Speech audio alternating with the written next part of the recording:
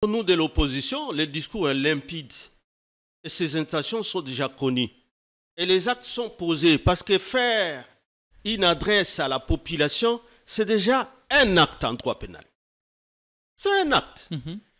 La confusion, c'est peut-être dans la tête de ceux qui disent toujours qu'ils sont avec lui, ils soutiennent la vision du chef de l'État. C'est peut-être dans ceux-là qui continuent à dire, vous lui prêtez des intentions, il ne veut pas briguer un troisième mandat. Mais entre-temps, ils vous disent qu'il peut, comme je suivais Mbatala, et dit comme secrétaire permanent de l'Union sacrée, c'est normal, que non, en vertu de l'article 5, le peuple peut changer la Constitution. On peut initier une révision. Mais tu vois de telles confusions, où il sait bien comme constitutionnaliste qu'il y a, et le peuple, il y a un pouvoir constituant originaire et un pouvoir constituant dérivé.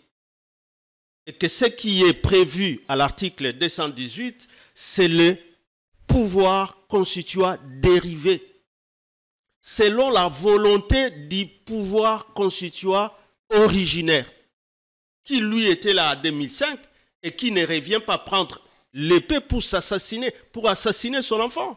Mais il dit, vous êtes allé vite en besogne, en pensant déjà ce qui sortirait de cette commission multidisciplinaire. Il faut attendre le jour J et attendre le travail que fera. Il n'a qu'à se rappeler de ce qu'il a fait comme combat lorsqu'il parlait lui-même de l'article, ou sinon Mbata à sa présence, de ce qu'étaient les conséquences de cette infraction politique qu'on appelle tentative de renversement du pouvoir. Les fondements de l'État lui-même.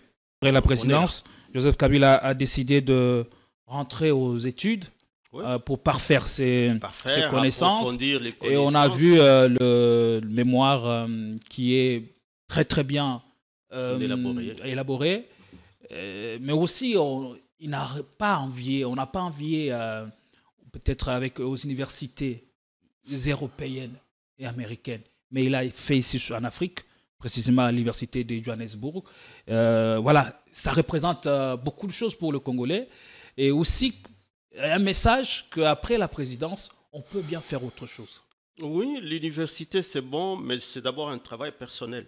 Vous le savez, c'est cette perspective, c'est ces soucis que vous avez, cette volonté de faire des recherches dans un domaine donné. Vous pouvez être dans la meilleure université du monde et sortir sans apporter aucune contribution pour l'amélioration du monde. Totikala Setseko Ndenali Puta na wax de Maman Moseka Netoko Maka légende na 3.5 4.5 to 5.5 $. Signature Yalibela et Tikali inoubliable avec le wax de Maman Moseka. J'ai une très très bonne nouvelle pour vous. Si vous êtes à l'étranger et que vous souhaitez envoyer de l'argent à vos proches qui sont ici au pays, voici l'application qu'il vous faut. SendWave. C'est ultra rapide, sécurisé et surtout sans frais d'envoi. Vous avez surtout l'avantage de gagner jusqu'à 10 € dès votre premier transfert si vous utilisez mon code promo TATOU24. Hey hey! Na imprimerie Muzuri, Tobuki va prix l'indenge à Kafu Kafu. Poche biso, qualité na moins cher. Imprimez vos bâches na 6 $ ya pamba. Et Suki Wanate, to zappé na ba service locola. Broderie industrielle, sérigraphie, offset, impression sur drapeau, tasse, polo, képi, roll-up ordinaire et VIP na prix 10 000. Yoka mon mère, Tobuki peba extend na 29 $ ya Pambae. Alors, profitez de notre promotion pour bénéficier de moins 15% sur toutes vos impressions. Retrouvez-nous facilement sur l'avenue des Syndicats numéro 369, juste derrière la Sophie Bank, sur Flambeau, Kinshasa Gombe, RDC. Pour tout besoin, contactez-nous dès maintenant sur plus 243 98 000 45 15. Imprimerie Muzuri, vous dominez l'impression.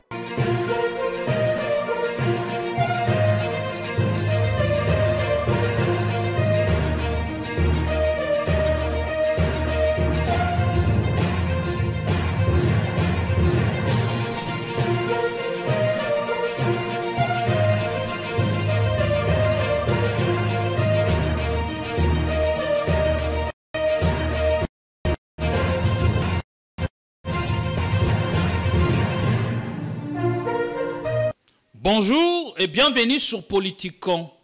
Je suis habitué à croire en Dieu et en moi-même avant tout, que l'opinion des autres me paraît comme fausse. Nous avons l'honneur et le plaisir de vous présenter ce nouveau programme sur votre chaîne, jour J, -1 avant le grand oral du chef de l'État ce mercredi devant le Parlement, réuni en congrès. Une adresse à la nation qui reviendra à coup sûr sur les questions essentielles, notamment celles relatives aux réformes constitutionnelles. En marge de cet exercice auquel le chef de l'État se livre, il a rencontré le président de l'Assemblée nationale, Vital Kamerhe. Les deux personnalités ont passé en revue le point d'actualité, mais aussi la question où le débat sur le changement de la Constitution était aussi évoqué. Et au sortir de cette rencontre, le président de l'Assemblée nationale s'est exprimé en donnant une réponse qui semble prolonger les suspens. Une posture plutôt neutraliste du président de l'Assemblée nationale. Nous allons nous poser beaucoup de questions avec l'invité que nous avons fini pour vous. Beaucoup d'autres questions d'actualité seront évoquées. En attendant, le débat continue dans tous les salons IP de la capitale de la République démocratique du Congo, Kinshasa, où la tension monte d'un cran. Et pendant ce temps, l'opposition ne lâche pas prise. Elle continue à insister et à imposer un non radical et catégorique à ce projet qu'elle qualifie de funeste. Pour en parler, sur ce plateau, le très tenu tronc Ferdinand Kambere Kalumbi, c'est un plaisir de vous recevoir ce matin. Comment allez-vous? Je vais bien, Gédéon, et merci beaucoup encore d'avoir accepté de nous recevoir dans cette émission. L'occasion pour moi ici de saluer les promoteurs, ainsi que tous les techniciens experts dans l'ombre qui permettent à ce que l'opinion nous regarde et nous écoute. Et que laissez-moi féliciter l'Iraï Joseph Kabila Kabange de là où il est par ce qu'il est en train de faire comme révélation devant le grand public de ses grandes idées, que ce soit par voie Twitter, par conférence. Et que je crois que tous ceux qui disaient qu'ils ne parlaient pas, qu'ils ne s'exprimaient pas, c'est l'occasion d'entrer dans la profondeur de sa pensée philosophique. Qu'est-ce qu'il pense non seulement de ce grand pays, une puissance, un pays qui a vocation à devenir une puissance au centre de l'Afrique. Qu'est-ce qu'il pense des relations dans la sous-région, dans la région et même de ces grands pays avec le monde? Et voilà. Nous sommes satisfaits et nous les remercions déjà pour ces pas avancés par rapport à ce qu'ils pensent. J'ai vu même que les mémoires est publié dans les réseaux sociaux pour que quiconque n'en ignore puisse prendre connaissance et que les gens cessent de penser que lorsqu'on est dans les recherches scientifiques, qu'on doit confondre les Djalelo et la science. Les Djalelo, c'est les Djalelo où on est à chanter à longueur de journée pour un individu, pour une idéologie, mais qu'en science, vous ne savez pas défendre. En ce jour, il a déjà défendu son mémoire où il est sur le point de faire sa grande défense. Mais je crois que c'est en perspective, mais au moins, comme vous le savez, dans cette matière-là, la science, on ne la cache pas sous la table. Hein? Parce que la science, personne n'a la connaissance toute parfaite. La connaissance, on la soumet toujours à la critique des autres. Et c'est ça la science. C'est ça la beauté même de la science. Il faut accepter d'être critiqué. Que les autres apportent plus de lumière. Surtout que la science est là en réalité pour répondre aux besoins de la population. donner des solutions aux problèmes que rencontre la population et les États. Voilà pourquoi... Après la présidence, Joseph Kabila a décidé de rentrer aux études pour parfaire ses connaissances. Les connaissances. Et on a vu le mémoire qui est très très bien élaboré. Mais aussi, on n'a pas envié peut-être aux universités européennes et américaines. Mais il a fait ici en Afrique, précisément à l'université de Johannesburg. Voilà, ça représente beaucoup de choses pour le Congolais. Et aussi un message qu'après la présidence, on peut bien faire autre chose. Oui, l'université, c'est bon, mais c'est d'abord un travail personnel. Vous le savez, c'est cette perspective, c'est ces soucis que vous avez, cette volonté de faire des recherches dans un domaine donné. Vous pouvez être dans la meilleure université du monde et sortir sans apporter aucune contribution pour l'amélioration du monde. Et que donc, je crois, comme vous le dites, le choix n'était pas hasardeux. Et dans ce mémoire, certainement il a pris en compte un encadrement efficient était là pour apporter un plus à ce que lui-même avait. Et que de là, je suis sûr que peut-être la théorisation de certaines notions, de certains principes, de certaines, comment dire, de certaines théorisations, de certains concepts, peut-être qu'on va les découvrir davantage, surtout lorsqu'il aura finalement publié officiellement ces doctorats-là. Mais néanmoins, on sait déjà voir les grandes lignes. Et je disais qu'il a pris en compte les grandes questions. Il s'est aussi inspiré de son passage, 18 ans à la tête du pays. Et il a été au centre de tous les enjeux en tant que le témoin privilégié de l'histoire des 20 dernières années. Il a décidé défendable d'en parler, cette fois-là avec une touche scientifique. Voilà. C'était cela. Allez, merci beaucoup, je vous vois. Toujours, désormais, vous êtes habillé en pagne flanqué de figures importantes qui représentent le combat de la liberté, de l'émancipation des Congolais. Est-ce que c'est ça même tout le sens de ce nouveau look? C'est exact. Gédéo, vous avez découvert qu'en réalité, nous voulons porter ces grands combats. Que ces grands esprits ont porté pour l'indépendance réelle du Congo, l'émancipation du peuple congolais et la libération totale. Donc, on voit dans ce combat-là Kimbangu qui a au moins prédit que Mutumwindo Akokoma Mundele. Est-ce que nous avons réussi à comprendre cela ou pas encore?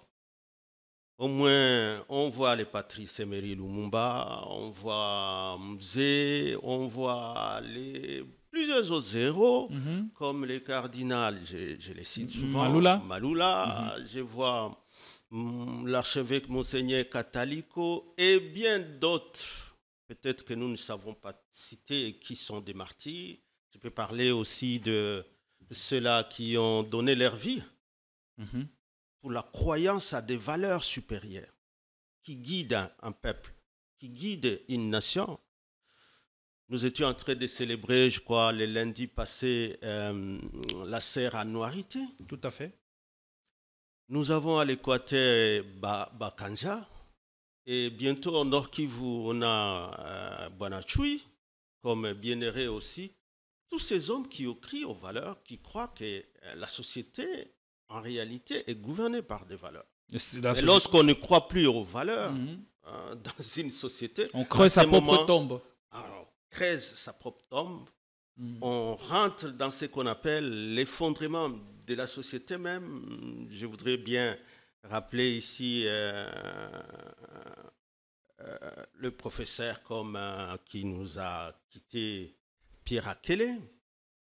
Et je vois la professeure Angélique Sitamwila, quand ils ont écrit un article sur ça, a rappelé à plusieurs autres auteurs, comme William Zartan, comme René Lemarchand, qui disent que, en fait, l'effondrement, ce qu'ils appellent comme effondrement de l'État, ou plus exactement l'effondrement de l'autorité de l'État, c'est lorsqu'il y a désintégration du pouvoir légitime.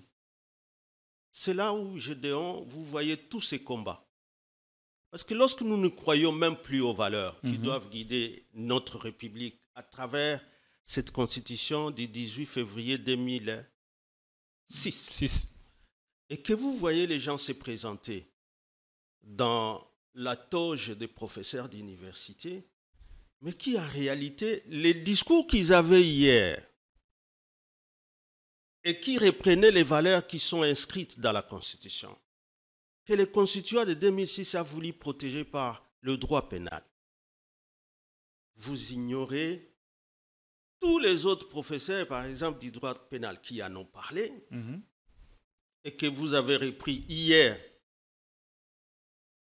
On va y arriver. Et que donc, vous rentrez dans les Jalelo, parce que je voudrais insister là-dessus. Ici, je ne vais pas parler à un professeur, mais plutôt à un secrétaire permanent de l'Union sacrée. Tout à fait. C'est dans cette peau que je suis en train de le regarder dans la dernière vidéo où il est entré à contradiction avec tout ce qui tenait comme discours. On va évoquer cela tout à l'heure, mais permettez-nous au moins de poser cette dernière question d'entrée avant d'entrer dans le mission proprement dite. Vous avez parlé des valeurs qui guident une nation. En ce qui nous concerne, ces valeurs ont été portées par des figures comme Kimbangu et d'autres que je ne citais pas par prétérition. Est-ce qu'en Afrique, on a connu aussi un mouvement de réveil aussi puissant que le nôtre? Bon, ce qui est vrai est que, en tout cas, le combat de Kimbangu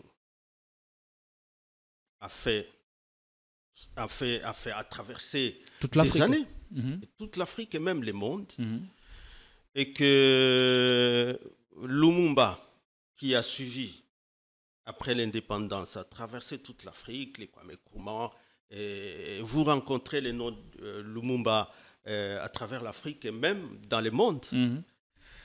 Et je pense que le Congo continue à rester l'espoir de l'éveil patriotique, de ces combats de libération, de ces combats de l'émancipation de l'Afrique. Aujourd'hui, l'évaluation du panafricanisme, si on a tendance à croire que finalement, même les panafricanistes prêchaient parfois, il a peut-être été biaisé quelque part lorsqu'on veut le soumettre à ceux-là même qui aimeraient qu'on ne se réveille jamais comme Afrique. Et qu'il est temps qu'aujourd'hui on se remette un peu en cause. Et que nous voyons comment cette Afrique qui est le berceau de l'humanité doit le demeurer comme un berceau de l'humanité. Et c'est sur tous les plans. Sur tous les plans. L'Afrique a toujours été ce continent qui vient à rescours de tous les autres. Demeurer le berceau de l'humanité en quoi faisant? En faisant, par exemple, sur les plans, aujourd'hui quand on parle du plan climatique, vous pensez qu'on espère à quoi d'autre sinon que nos forêts, ici en Afrique d'abord. Et les centres de l'Afrique, c'est la forêt équatoriale. Donc il faut donc nous accrocher à ce que nous avons. Aujourd'hui, les minéraux, dits minéraux stratégiques, c'est plus en Afrique et peut-être plus en RDC. Donc, la République démocratique du Congo demeure ce pays en réalité qui a besoin plutôt des institutions stables d'une démocratie pour que finalement nous puissions bénéficier de nos propres ressources naturelles, de nos minéraux lorsqu'on a des bons dirigeants. Des bons dirigeants qui respectent la loi, qui respectent les valeurs sur lesquelles on s'était entendu. Quand vous lisez les articles 56 et 57 dans cette constitution, vous allez voir que le pillage est érigé en infraction imprescriptible de haute trahison pour ces autorités qui signent en désordre des contrats en défaveur de la population sur l'exploitation de nos minéraux, sur peut-être la cession ou implicite des territoires. C'est des infractions de haute trahison. Et à la différence de ceux-là qui se disent, bon, les infractions, ça fait quoi? Qu'est-ce que... Non. À 64, certes, il y avait des infractions prévues dans la constitution de Loulouabourg, du 1er août 1964. Mais à la différence de la constitution de Loulouabourg et la constitution de 2006 ici, c'est que compte tenu de l'histoire qu'on a eue, je suis étonné chaque fois qu'on me parle d'un changement qu'on veut adapter à nos réalités. Mais lorsque vous lisez notre constitution à ses dispositions ou à son article 220, qu'on appelle intangible, vous allez trouver qu'en réalité, c'était tiré des leçons de ce que, bien qu'on ait érigé certains comportements des dirigeants, parce que c'est ça l'état de droit, que l'autorité aussi et l'État soient soumis au droit, et que donc, lorsqu'on a érigé certains comportements des dirigeants en infraction, dans la Constitution de 64, articles 71 et 72, dans l'ancienne Constitution, mais là, on a oublié, par exemple, de mettre l'imprescriptibilité. Parce que pour nous, les pénalistes, peut-être ce qui est différent des constitutionnalistes, lorsque vous avez comme le principe de cristallisation des qualifications, l'infraction est prise du temps de la commission de l'infraction. Aujourd'hui, rentrons dans ce que lui-même Mbata, qui ne veut plus reconnaître, appeler la tentative de renversement d'un régime constitutionnel.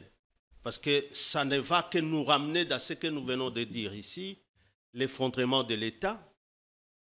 En réalité, c'est quand vous tentez déjà l'impossible. L'impossible, que c'est déjà puni comme infraction. Et à l'époque, il disait que c'est grave, parce que c'est une infraction même impardonnable, parce que contre la nation, contre l'État. Et que donc, dans cette constitution, on n'avait pas prévu ces mécanismes que nous voyons dans la fonction dissuasive de la peine pénale, du droit pénal, pour que personne n'ose, parce que je suis heureux d'abord de suivre le président de l'Assemblée nationale aujourd'hui, l'honorable Vital, lorsque déjà je vois un pas de recul par rapport à tous ces autres qui parlent à tort et à travers des changements de la Constitution. Est-ce que ce n'est pas une posture normale pour lui en tant que chef d'une institution à part entière? Non, ça veut dire que comme président de l'Assemblée nationale, je sais qu'il est bien entouré des juristes.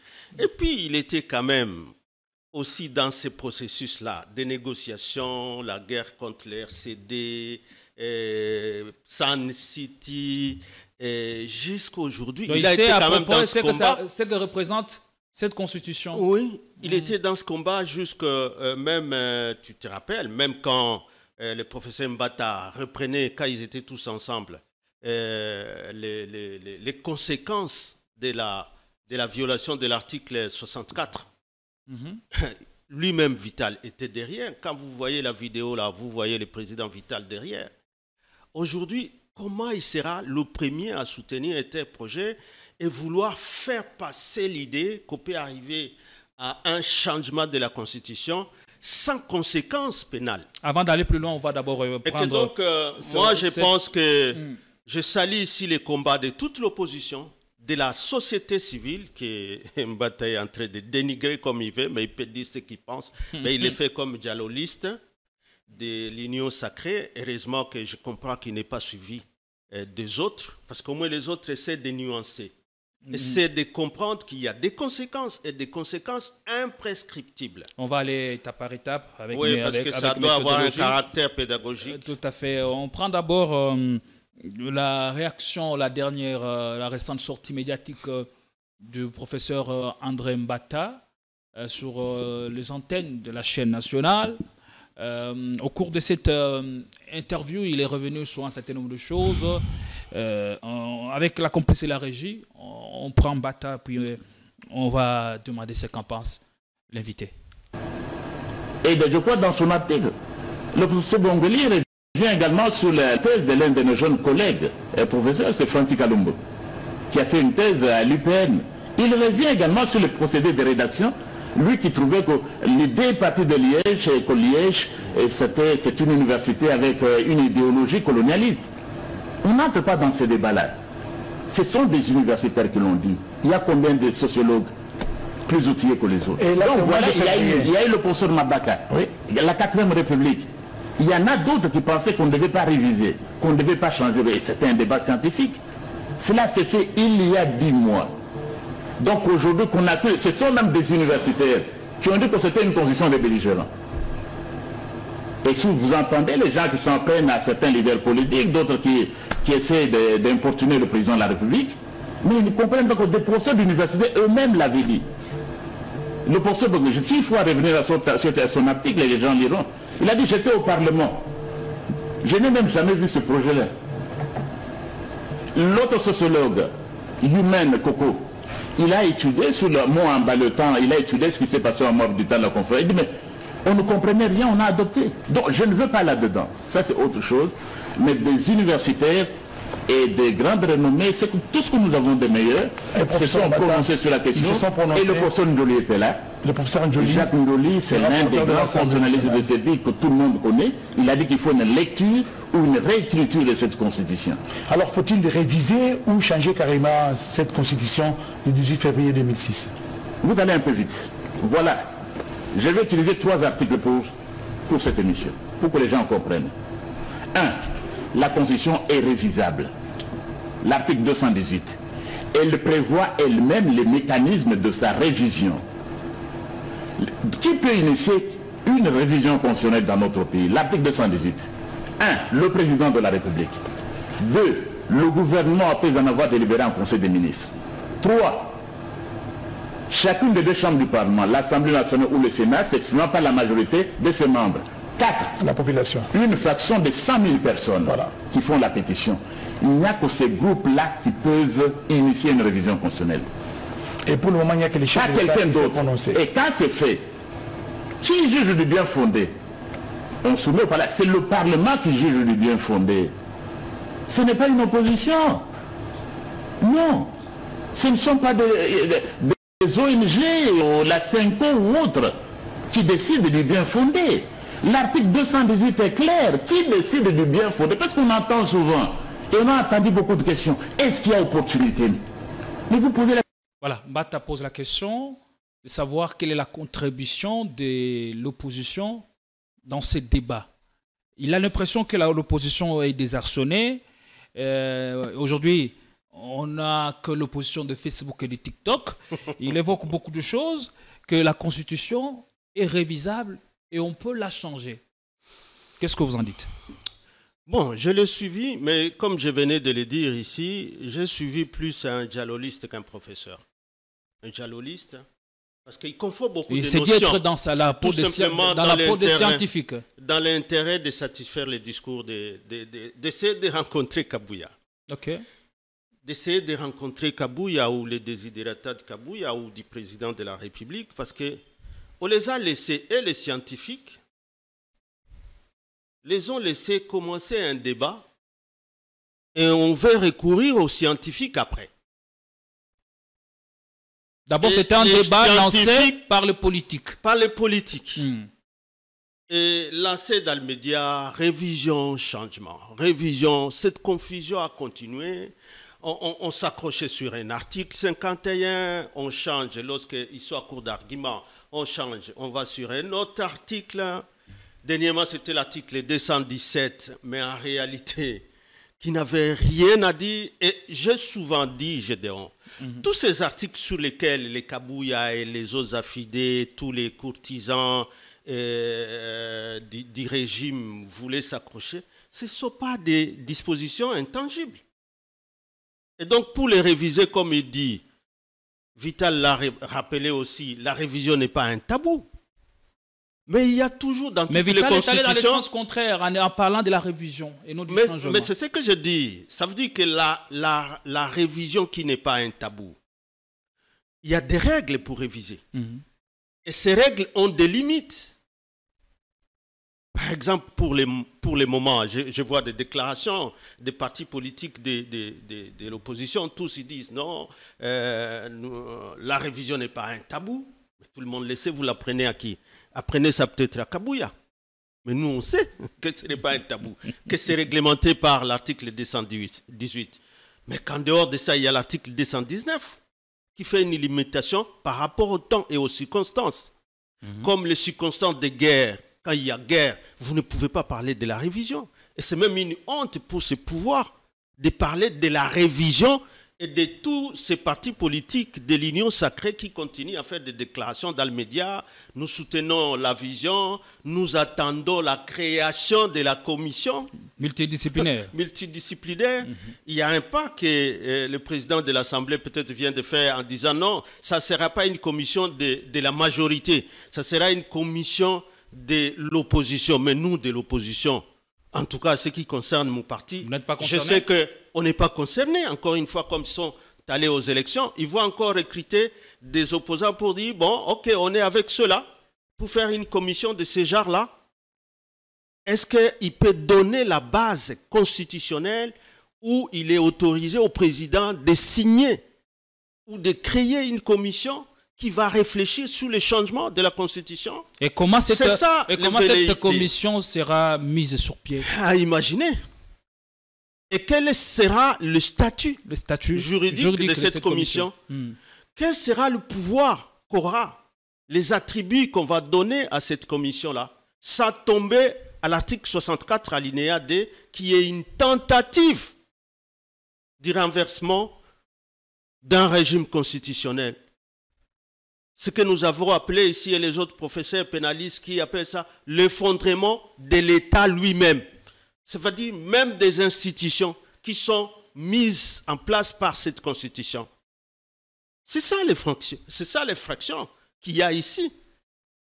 Non, nous n'allons pas se laisser aller par des discours muelés où on dit laissez le président créer la commission. On saura finalement ce qu'il veut quand il aura créé la commission. Non, vous êtes à l'article 64 alinéa 2. Kamer dit vous êtes allé vite en besogne en pensant déjà ce qui sortirait de cette commission multidisciplinaire. Il faut attendre le jour J et attendre le travail que fera il n'a qu'à se rappeler de ce qu'il a fait comme combat lorsqu'il parlait lui-même de l'article ou sinon Mbata, sa présence, de ce qu'étaient les conséquences de cette infraction politique qu'on appelle tentative de renversement du pouvoir. L'effondrement de l'État lui-même. Parce que dès que vous commencez, Mbata d'ailleurs disait, dès que vous commencez à participer à des réunions, mais ici on veut amener le président dans une sorte de légitimité où il peut créer une commission dans ce sens. Ça ne se fait pas. Ça sera en vertu de quoi? Il va mettre quelle motivation dedans? C'est là où le droit pénal est souvent supérieur parce qu'au moins lui réglemente les restes.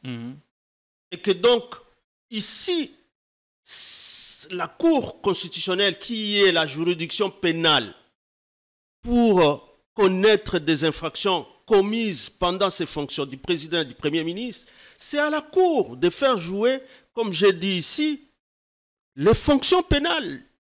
Il n'y a pas que la répression où on dit on arrêtera le président, non. Il y a aussi la fonction dissuasive. Il y a aussi la fonction protectrice des valeurs qui sont mises dans cette Constitution. En même temps, elle est la gardienne de cette Constitution.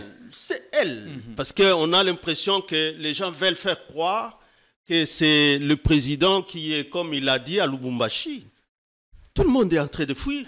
Même le président de l'Assemblée, il dit, mais on est en train de faire dire au président même ce qu'il n'a pas dit. Mais quand il était à Lubumbashi et qu'il a dit que personne ne peut l'empêcher de le faire, et qu'à Kalemi, il a répété, ce que j'ai dit à Lubumbashi demeure comme discours. J'espère que Kamere ne sera pas déçu demain. C'est un projet bien ficelé déjà. Lorsque le président va encore passer. Parce que lorsque le président passe à Lubumbashi, nous étions encore dans le débat avec tous les partisans de l'Union sacrée qui était en train d'aller dans le sens, vous prêtez au président des intentions, lui n'a pas l'intention de s'éterniser ou de faire le 3e mandat, ainsi de suite. Mais est-ce que lorsqu'ils l'ont suivi à Lubumbashi, ils n'ont pas été déçus? Bon, j'imagine que Kamere aussi, comme président de l'Assemblée, il n'a pas suivi les discours du président à Lubumbashi. C'est lui-même qui a dit, personne n'a dit à sa place. On va un peu rester sur ce que... Kalemi, c'est lui-même qui a dit. On va rester sur ce que Kamere a dit. Il dit qu'on fait dire au président ce qu'il n'a pas dit. Peut-être une manière pour lui d'être élégant dans sa prise de parole. La question est de savoir... Si ce que le chef de l'État a dit concernant ces débats qui a éclaté depuis son dernier passage à Kisangani, il y a d'ambiguïté dans son discours, ou c'est un discours limpide, comme l'eau de roche, qui ne demanderait pas à être interprété. On sait déjà dans quelle position, dans quelle direction va aller le chef de l'État. En tout cas, pour nous de l'opposition, le discours est limpide. Et ses intentions sont déjà connues. Et les actes sont posés parce que faire une adresse à la population, c'est déjà un acte en droit pénal. C'est un acte. La confusion, c'est peut-être dans la tête de ceux qui disent toujours qu'ils sont avec lui, ils soutiennent la vision du chef de l'État. C'est peut-être dans ceux-là qui continuent à dire, vous lui prêtez des intentions, il ne veut pas briguer un 3e mandat.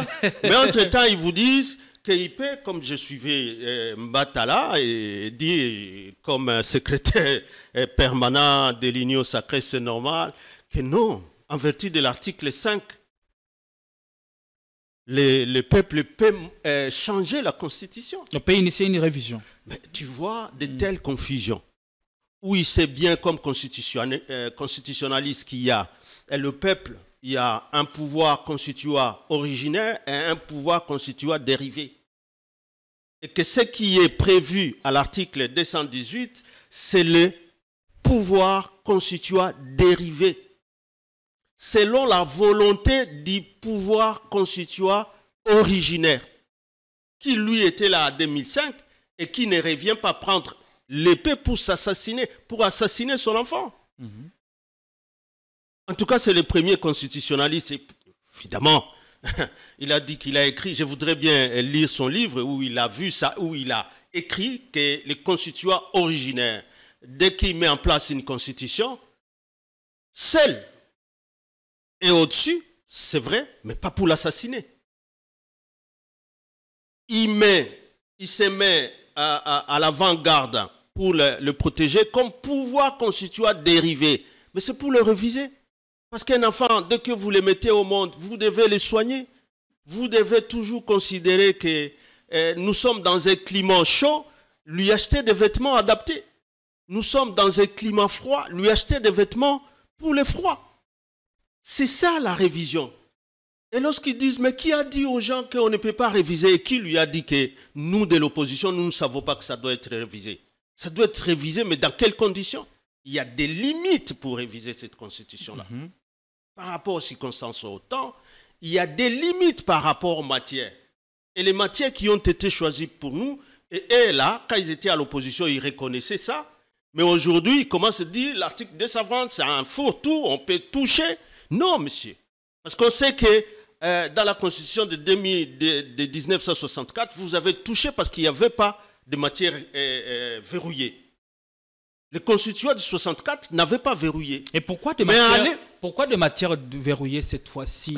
C'est là que Mbata intervient et il lance des pics à l'opposition et même à ceux qui seraient à la manœuvre pour nous donner une telle constitution. Donc pour lui, on a hérité d'une constitution des étrangers, des belligérants. C'est vrai, on a eu de rédacteurs congolais, mais des concepteurs étaient cachés. Concis ailleurs, je suivais même d'autres promulgués par un président qui n'était pas élu. Voilà. Est-ce que les gens savent que la constitution de 1958 de la France, qu'en réalité, à la fin de la 4e République en France, on a dit négocier le retour du général de Gaulle. Et comme condition, il fallait lui donner une loi qui lui permettait, lui, comme chef du gouvernement, de rédiger une nouvelle constitution. Et que cette constitution, que tout le monde vante aujourd'hui en réalité en France, qui a été révisée plusieurs fois, sans qu'on ne parle de changement de constitution, parce qu'on est resté dans la Ve République, mais qu'en réalité, cette constitution, n'a déplaise à Mouzito, qui a toujours tenu cette thèse que non, ceux qui l'ont adopté, le Sénat n'était pas élu, et c'est pas moi quoi. Et lui, lorsque cette constitution était proposée plutôt par le gouvernement, parce qu'il y avait une loi qui a dit que c'était la condition de De Gaulle pour être investi comme chef du gouvernement. Et qui a rédigé ça? Ce n'était pas une commission. Et qui parlait d'une commission qui doit d'abord être élue. Donc, la vérité est ailleurs. Et pour ça, la Constitution n'est pas en train de tergiverser. Il sait là où veut nous amener l'IDPS. Alors la question, pourquoi de matière intangible? Matière intangible, c'est par rapport aux réalités politiques dans notre pays, par exemple la 64. Parce que la loi fondamentale qui mettait déjà cette disposition où il fallait rédiger, il fallait que les Congolais eux-mêmes rédigent leur propre constitution à 1964. Lorsqu'ils l'ont rédigée, elle est très bonne. Comme ce qu'on a dit, ce n'est pas nécessairement que parce que vous avez la meilleure constitution, que celle-ci vous donne tous les bonheurs. Il y a ce qu'on appelle aussi la culture du respect des valeurs, la culture du respect du droit, qui doit suivre. Mais lorsque vous n'avez pas ça, comme le développait le professeur Akele, si tout ça n'est pas là, que nous rentrons dans l'effondrement de l'État et que les dirigeants commencent à se retirer derrière ce qu'il appelle les nations ethniques, vous croyez être protégé par votre ethnie simplement, et que le peuple est abandonné à la merci maintenant pour quémander à gauche du débrouillardisme, à ce moment-là, il y a effondrement même du pouvoir légitime. La déplaise en bataille ici, quand il dit que pour la question du bien fondé, c'est le Parlement. Mais ce Parlement qui ne rencontre plus le souci de la population, à quelle légitimité? Tout le monde sait comment ce Parlement a été mis à place. Avec des élections chaotiques. Et lui, Mbata, qui s'est dit constitutionnaliste, peut s'inventer. Nous sommes en train de rentrer dans le non-État, dans le non-droit. Lorsque tout est violé systématiquement, tout ce qui a été mis comme droit, comme loi, est violé systématiquement. Alors, quelle serait la clé pour... Alors, ces matières-là ont été verrouillées. Je vais vous donner le premier exemple de la forme républicaine de l'État qui a départagé le débat entre les fédéralistes et les unitaristes. Et le régionalisme à forte prise de décentralisation jusqu'à ce que nous ayons l'autonomie des provinces, personnalité juridique pour les provinces et que les provinces soient gérées par les organes locaux, les ETD mémément. Sur ça, nous ne voulons plus revenir sur ça pour ceux qui veulent nommer les gouverneurs. Même si on n'a pas encore réussi, parce que j'ai même suivi l'Utundu là, même si on n'a pas encore réussi à réaliser tout ce qui est préconisé dans la Constitution, nous ne pouvons pas partir de ça pour vouloir amener un texte qui viendrait des anges. Nous devons plutôt voir où est-ce que ce n'est pas la Constitution nécessairement qu'il faut évaluer, c'est les lois de mise en œuvre, c'est la mise en œuvre. Qu'est-ce qui nous a retardé par rapport à telle étape? Le problème, c'est à ce niveau-là. C'est à ce niveau-là. Le problème, c'est des hommes. Aujourd'hui, les gens ne font que détourner. Les gens se retrachent derrière leurs ethnies comme nation. Vous êtes un président, vous êtes un premier ministre, vous êtes, c'est pas moi, un gouverneur. Mais dans la province, il y a plusieurs ethnies, vous ne vous retrachez qu'avec votre ethnie. C'est des infractions, en réalité, qui sont punissables dans cette constitution. La deuxième matière qui est verrouillée, c'est les mandats. Durée des mandats et nombre de mandats. Dans la Constitution de France, jusqu'à aujourd'hui, ça n'a pas été verrouillé. Et c'est comme ça qu'on revoyait, on pouvait passer de 5 à 5, de 7 à 5, ainsi de suite. Ils peuvent encore peut-être revoir ça, parce que ce n'est pas verrouillé. Mais chez nous, c'était verrouillé, parce que depuis 1964, où on avait les mêmes dispositions dans la constitution de Loulouabou, le fait d'avoir oublié de réviser, le fait d'avoir oublié de rendre imprescriptibles les infractions qui étaient dans cette constitution, les coups d'État de 67, les gens l'ont fait impunément. Alors qu'aujourd'hui, vous faites un coup d'État contre cette constitution, même si la constitution n'est pas là, pour nous pénalistes, l'infraction est cristallisée au moment où vous faites votre coup d'État. L'infraction est cristallisée le jour où vous êtes en train de concevoir, où vous tentez de renverser. Même si vous réussissez, mais plus tard, vous n'êtes pas éternel. Lui-même, Bata le disait hier quand il était dans l'opposition, qu'il y en a qui sont recherchés même 20 ans, 30 ans, 40 ans après. C'est le principe de cristallisation des faits. Et ils sont cristallisés à partir de la commission de l'infraction, même si la loi ici, peut-être vous allez réussir à le faire, mais après, vous irez jusqu'où? Les cas de Syrie est là, d'autres cas sont là, Corée, et ainsi de suite. Un jour, le peuple finit par gagner. Donc, le peuple dont parle le secrétaire, c'est pas moi, permanent de l'Union sacrée, parce que je crois que c'est comme ça qu'il a pris la parole, qui cesse d'habiller ça. Il a pris la parole en qualité de scientifique. Non, c'est des secrétaires permanents. C'est tout le temps. Il a cité les noms de Tshisekedi pour rien, combien de fois. Alors, quelle serait la clé? Son titre de secrétaire permanent de l'Union sacrée, pour rien, combien de fois. Quelle serait la clé alors, si on veut parvenir à ces projets? Parvenir à quel projet? À ces projets de changement de la Constitution. Mais ça veut dire que, comme ils ont dit, on prévoit, les constituants ou les législateurs prévoient, incriminent certains comportements. Lesquels? Mais ce n'est pas le fait qu'un tel comportement est incriminé que quelqu'un ne peut pas commettre. C'est-à-dire, quand ils vont commettre, ce sera des infractions. C'est tout ce que nous disons. Et les conséquences des infractions, vous les savez. Parce que nous ne disons pas que, bon, il ne vaut pas, il ne vaut pas. Non. Nous disons que la Constitution vous interdit même de créer la commission. Parce que ça rentre dans l'article 64, alinéa 2. Même de créer. Mais alors, est-ce que nous disons que vous n'allez pas? Vous pouvez commettre, mais quand vous commettez, c'est une infraction. Alors, qui doit réprimer? C'est la Cour constitutionnelle. Ce n'est pas comme Mbata l'a dit. C'est la Cour constitutionnelle. Si elle ne veut pas le faire, elle est complice avec les autres, ou elle n'a pas toute l'efficacité pour le faire. Bon, le peuple, c'est l'article 64, alinéa 1er, c'est le peuple. Lorsque finalement, même le Parlement est paralysé, même la Cour constitutionnelle est paralysée, parce que la répression des dirigeants de haut niveau, c'est le Parlement et la Cour constitutionnelle. Si les deux ne savent pas le faire, bon, la Cour constitutionnelle peut éviter, par exemple, la voie de la répression pour entrer sous la voie de la dissuasion.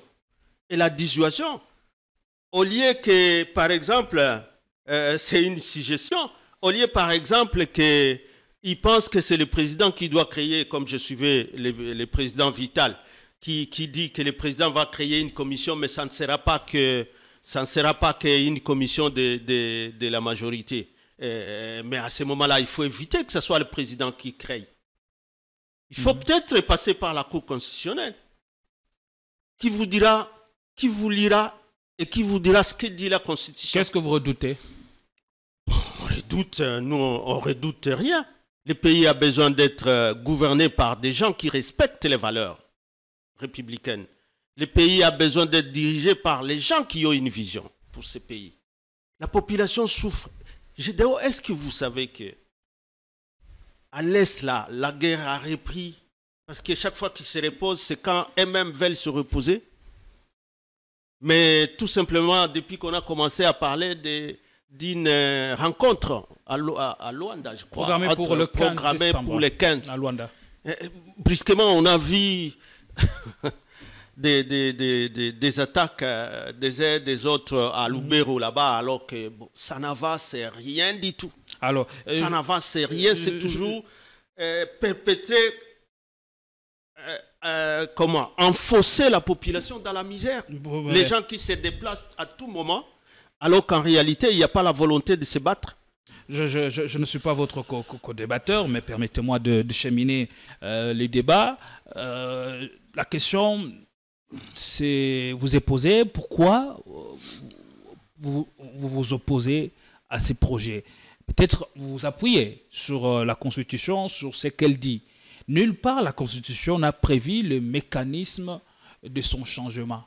Mais que je sache, la Constitution n'est pas la seule source du droit. Ouais. On peut toujours recourir à d'autres sources du droit qui peuvent toujours nous donner matière à réflexion. Comment procéder dans ces cas-là? Est-ce que ce n'est pas ça? Et pourquoi ne pas comprendre cela? Et peut-être vous y plier. Non, ça veut dire, Gédéon, quel est le problème aujourd'hui de la population? Comme disent que Félix a voulu avoir un deuxième mandat pour résoudre son avenir politique alors. Parce qu'apparemment c'est ça le problème. C'est les gens de l'Union sacrée qui veulent aujourd'hui que tout le monde parle de leur avenir politique. Donc au lieu de s'occuper des problèmes de la population... passe par le changement de la Constitution. Ah mais absolument, parce qu'au moins la Constitution qui est là, la mesure ou la valeur qu'on appelle, la valeur philosophique qu'on appelle l'état des droits a ses conséquences. Ce que les autorités se soumettent au droit et que même le nombre de mandats est limité. Et l'avantage pour cette constitution, c'est que la limitation et la durée des mandats est même verrouillée. Ça veut dire... Quelqu'un ferait un premier mandat, un deuxième, il partirait calmement et laisserait les partis. Est-ce qu'il y a des choses à revoir? Mais pour celui qui aura annoncé dans la campagne et qu'il a été élu pour ça, s'il revoit telle ou telle disposition dans la Constitution, encore que ceux qui sont en train d'être cités comme dispositions à revoir, je dis bon, c'est des dispositions qui n'ont rien à voir avec les matières verrouillées. Peut-être pour ceux qui veulent commencer à nommer des gouverneurs dans la province. On parle de l'article 220 et quand on parle de cet article, on va tout droit vers le changement. Les nombres, la durée des prérogatives de la province, mais qui leur a demandé de réduire les prérogatives des provinces. Nous devons toujours garder cette vision qui était là déjà depuis 2006, où ces provinces ont besoin d'être renforcées pour que les ressources provinciales soient appuyées par les ressources nationales, mais qui soient gérées par les fils de ces provinces-là, ceux qui sont élus par le peuple de ces provinces, et que les peuples soient à mesure de les démettre lorsqu'ils ne satisfont pas aux besoins de la population. C'est ça la démocratie. Vous devez être capable de choisir ceux qui vous dirigent, mais vous devez être capable de les démettre s'ils ne sont pas en train de satisfaire les besoins de la population. C'est ça l'avantage de cette constitution. On veut la changer pour nous amener la quête. Le président peut démettre ou demander la démission d'un gouverneur. Pardon? Si ce n'est que passer par l'Assemblée ou les assemblées provinciales. Non, déjà avec la révision de 2011, en cas de crise persistante, parce qu'à l'époque, on était en train de résoudre un problème qui était comme un problème, une crise récurrente au niveau des provinces où il y avait des conflits permanents entre les assemblées provinciales et les gouverneurs. Et qu'il y avait des motions alimentaires telles que tout le temps il fallait peut-être que les gouverneurs donnent de l'argent aux députés pour rester au pouvoir.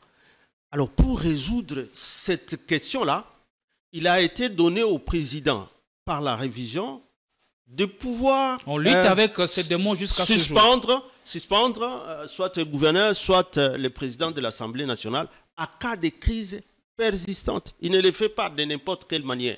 Et là aussi, il n'a pas pris leurs prérogatives parce que s'ils veulent un autre, s'il faut changer d'autres, on passe toujours par les élections. Mais on dit aussi que le gouverneur n'exécute pas le programme du gouvernement, mais il le présente ou l'exécute le programme adopté par l'Assemblée provinciale. Mais c'est ce que je dis, de plus pour changer le mode de désignation de gouverneur. C'est ce que je dis, Gédéon. Il y a un aspect qui doit passer dans nos cultures. Nous devons pouvoir aussi avoir cette culture du contrôle, cette culture de la sanction, avoir des dirigeants qui ont peur de la sanction pénale. Savoir que détourner les deniers publics, c'est une infraction. Et lorsqu'elle est là, elle doit être sanctionnée et pas chercher des protections politiques. À cette culture doit s'ajouter, évidemment, tout ce que nous disons ici, que les textes, le respect des textes. Aujourd'hui, on nous vante une commission à laquelle personne ne sait quelles seront les attributions.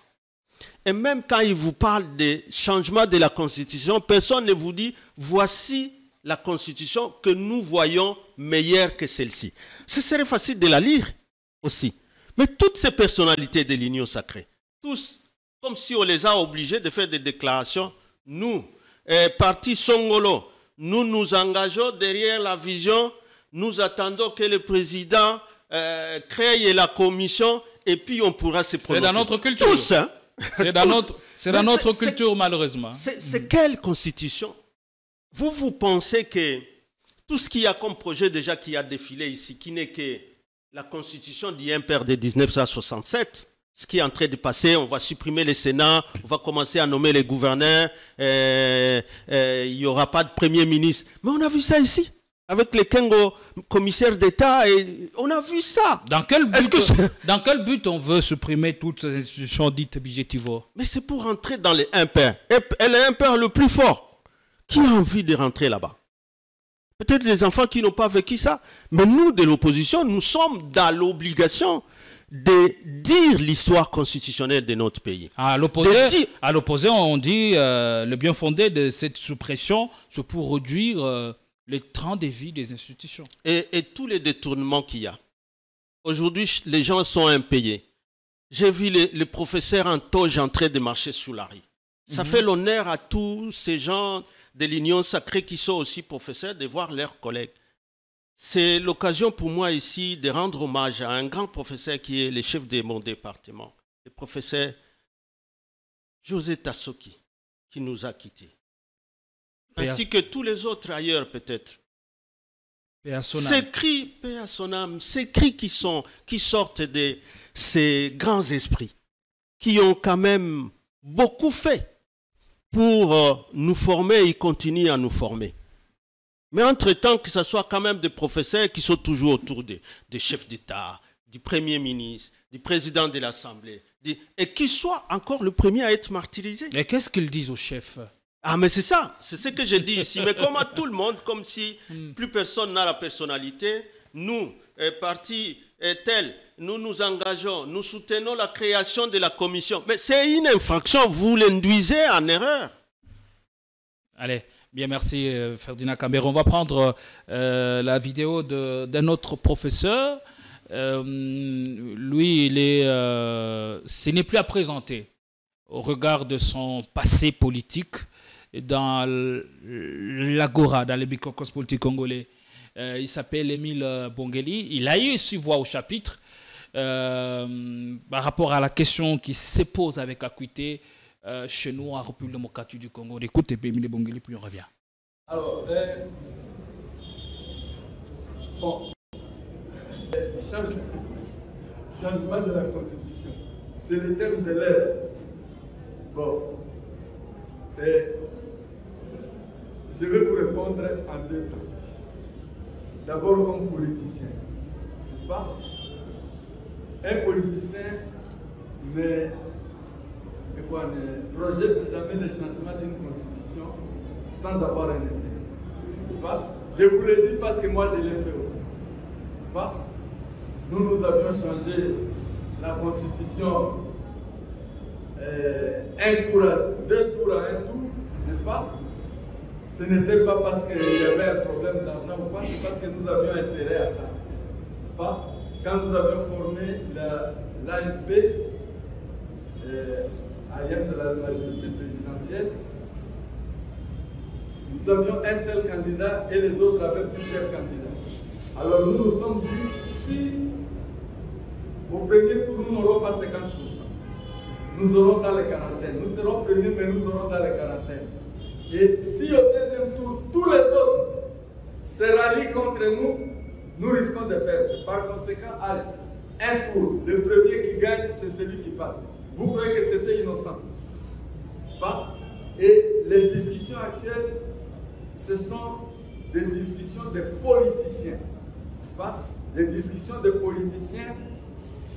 Ceux qui protestent aujourd'hui voulaient changer cette constitution-là hier. Ceux qui veulent changer cette constitution aujourd'hui avaient protesté quand les autres voulaient changer. Et donc vous comprenez que ce sont des questions politiciennes.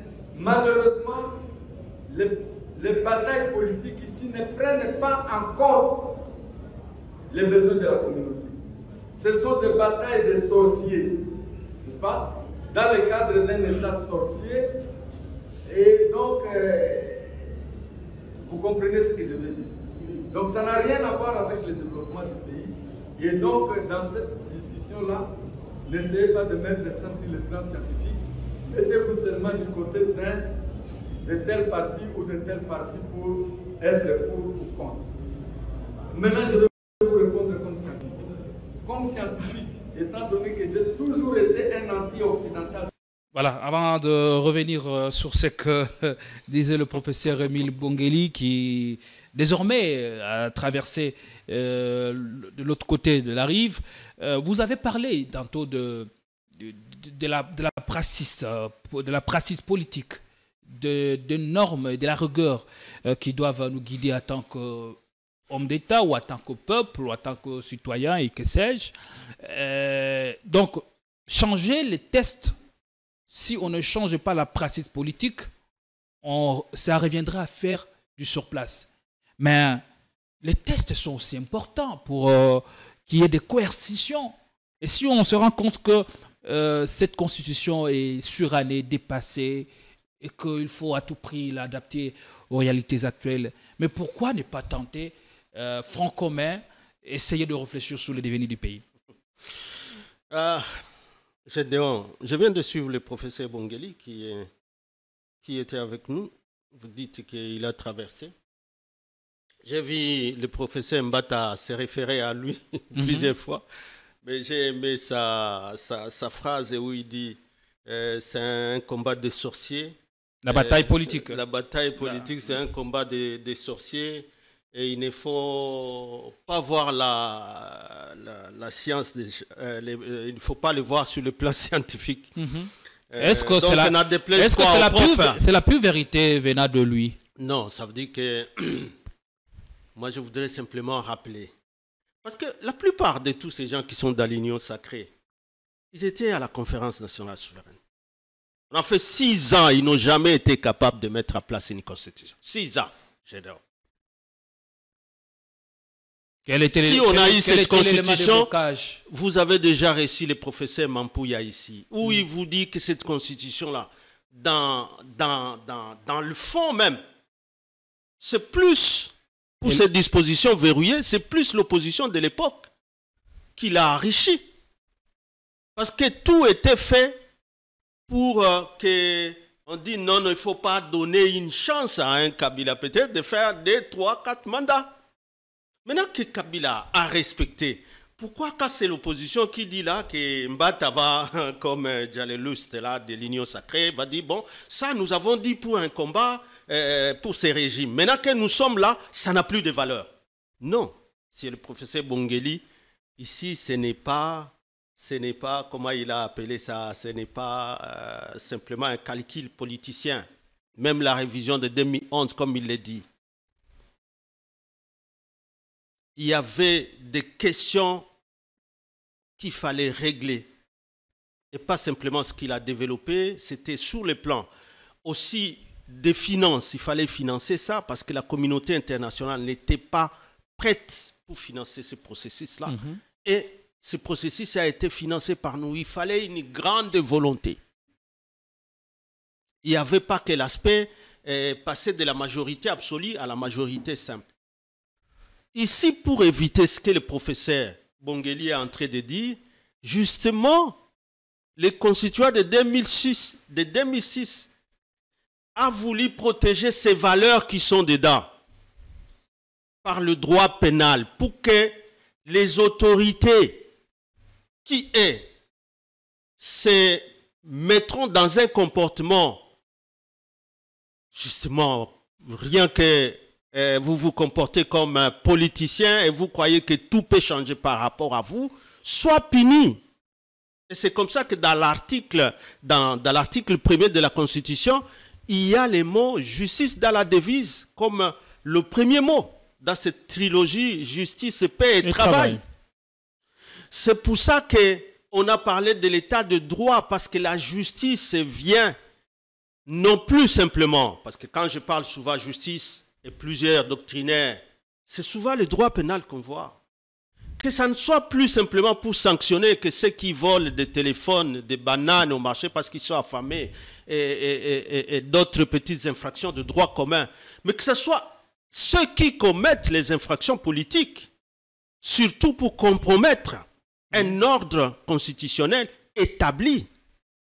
Et qu'à la différence de 64, cette fois-ci, ces infractions ont été rendues imprescriptibles pour que plus jamais quelqu'un qui osera y arriver, que ça ne soit plus la blague de 64 où on n'a pas poursuivi ceux qui ont fait le coup d'État de 65.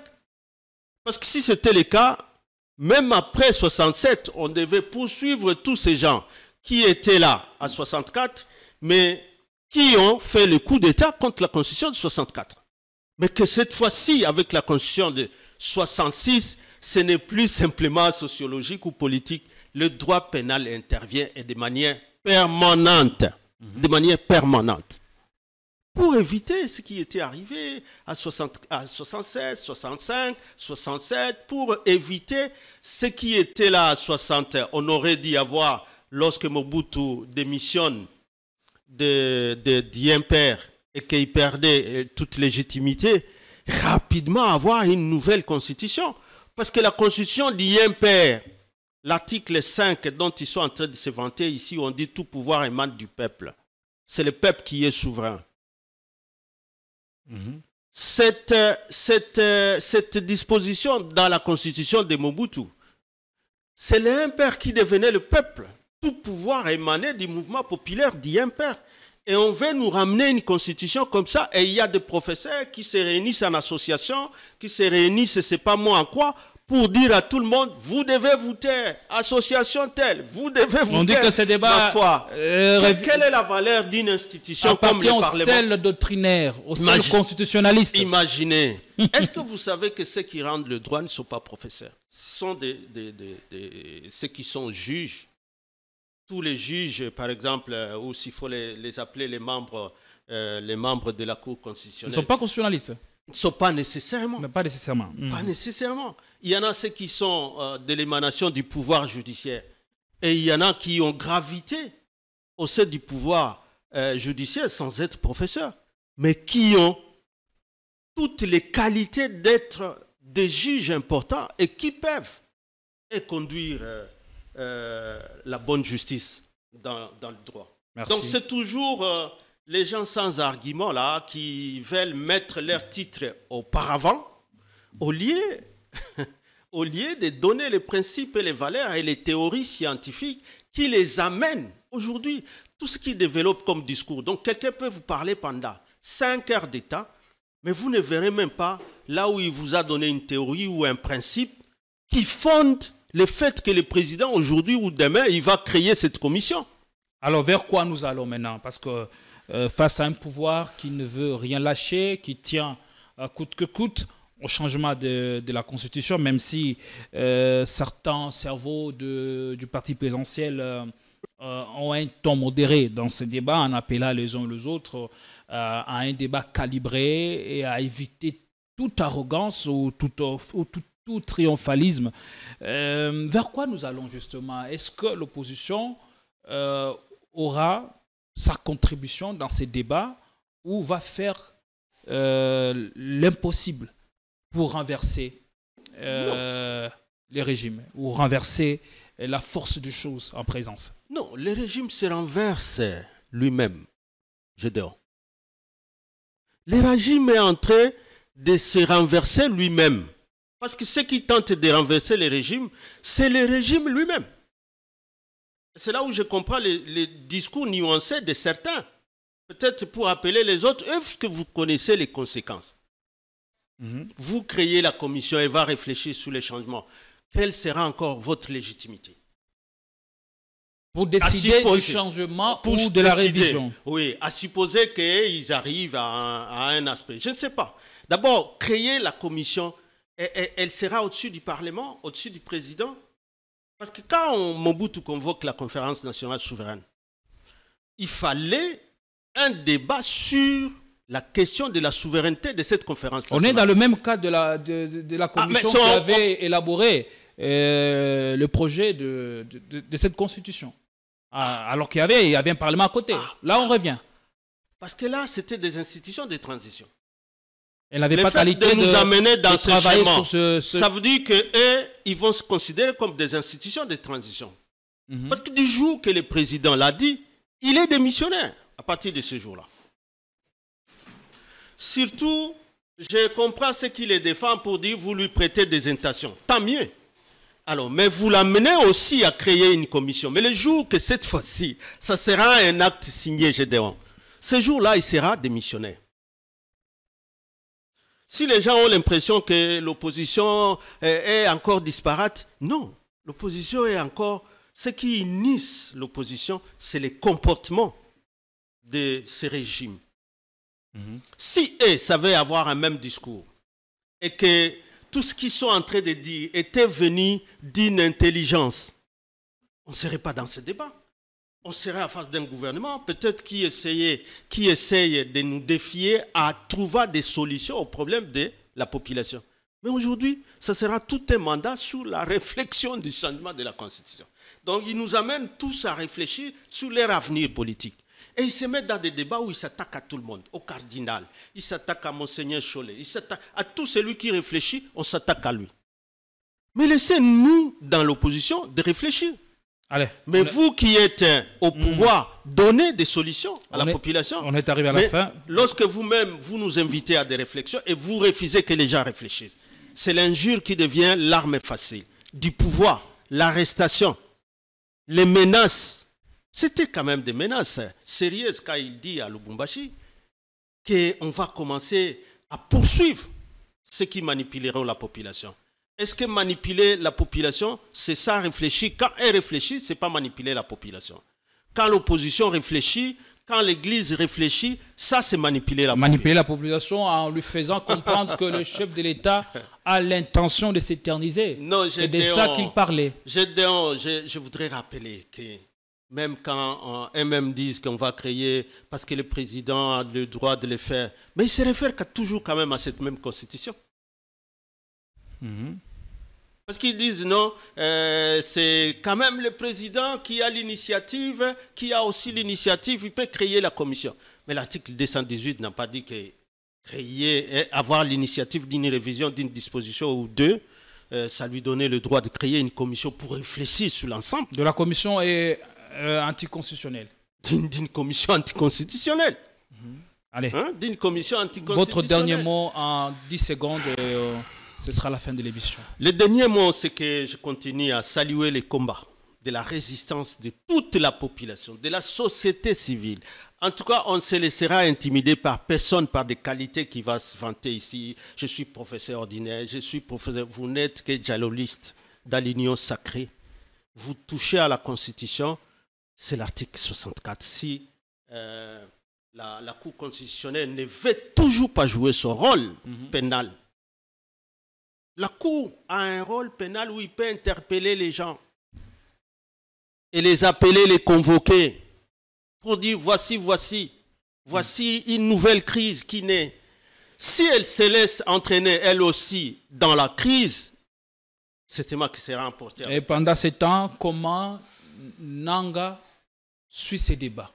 Non, pour nous l'avons toujours dit, qu'apparemment une crise créée à dessein par les gens qui ont été invités par les pouvoirs ici, ils sont toujours dans un processus où signer en Nairobi, adhésion à l'EAC, ils sont dans un processus de Luanda et vous voyez que même Luanda prend le dessus sur nous. Un projet gigantesque comme celui du corridor de Lobito. Oui, comme de la réhabilitation de la voie ferrée de Lobito, Kolwezi et Lubumbashi et tout ça.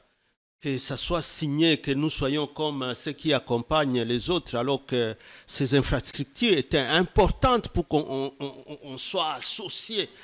Merci. Voilà. Donc, on perd le leadership, le pouvoir est faible, on entend parler d'une opposition, il y a pété, il y a Nzala. Facebook, il y a TikTok. Mais pouvoir, il y a pété boyé. Donc, des territoires occupés, des contrats majeurs signés, et qu'on soit simplement comme on est en train de suivre. Je crois que ce n'est pas ça que la population permettra qu'elle change notre constitution. Merci beaucoup. Pendant ces temps, nos regards seront rivés sur le palais du peuple demain, où le chef de l'État prendra parole devant le Parlement réuni en congrès, voulais-je dire, pour sa grande adresse de la fin d'année. On reviendra ici pour décortiquer ce qu'il dira le président, quelles sont les grandes annonces. J'espère que ceux qui parlent de quoi, de prêter des intentions, ils ne seront pas déçus avec le discours quand il va finalement confirmer qu'il est pour les changements. Alors, on suivra ça de près. Merci de nous regarder. Merci. Bonsoir chez vous. On vous retrouve avec la même dose de plaisir. Prenez soin de vous.